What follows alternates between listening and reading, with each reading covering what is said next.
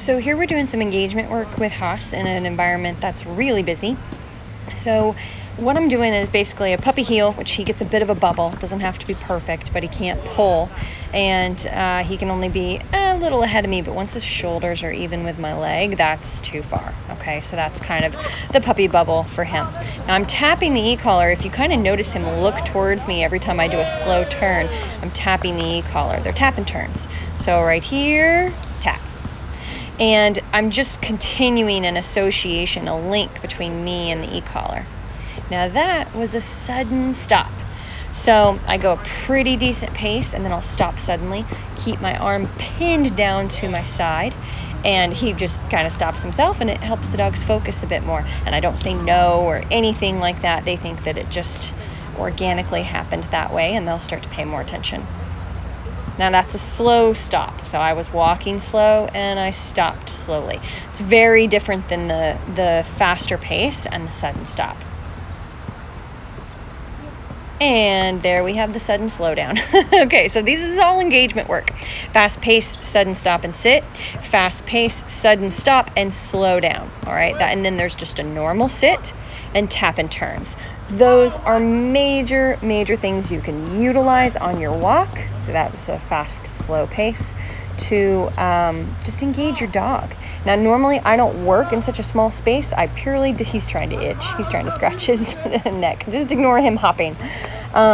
Normally I don't do this much engagement work in such a short space. I'll do it over the course of a block or two.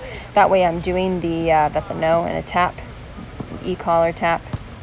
He'll sit there and lick my hand for a long time if I don't tap and say down and just reinforce that down. So anyway, I'll use a block or two to do engagement work. That way we can do at least 20 steps of slow walking before I change it up to something else, either adding speed or stopping and sitting or turning. That way you don't do too much engagement work in a short amount of time, which can accidentally amp dogs up actually. Now I really liked this. This guy's talking to me. And he doesn't even care. No growling, no grumbling. He's saying how calm my dog is. Oh man, anybody who knows Haas will laugh at that. But anyway, I told him, I said, he's not calm, he's trained, so it's deceiving. It's deceiving. He's a puppy, so he's not really going to be calm. So we're just working on downstay.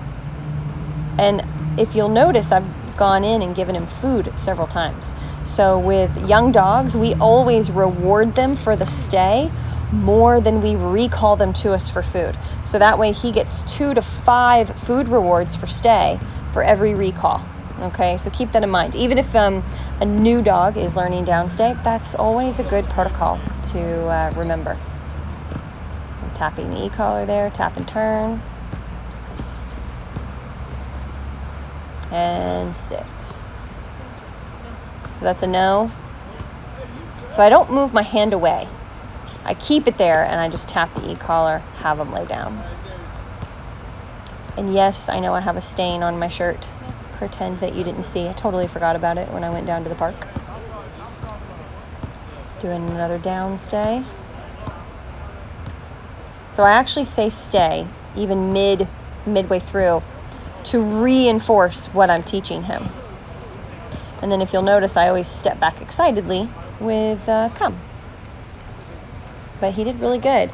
So I dare you, go practice this. Go have some fun with your dog. Do it when it's easy in your local neighborhood, and then try it at the park. Go work your dog, guys.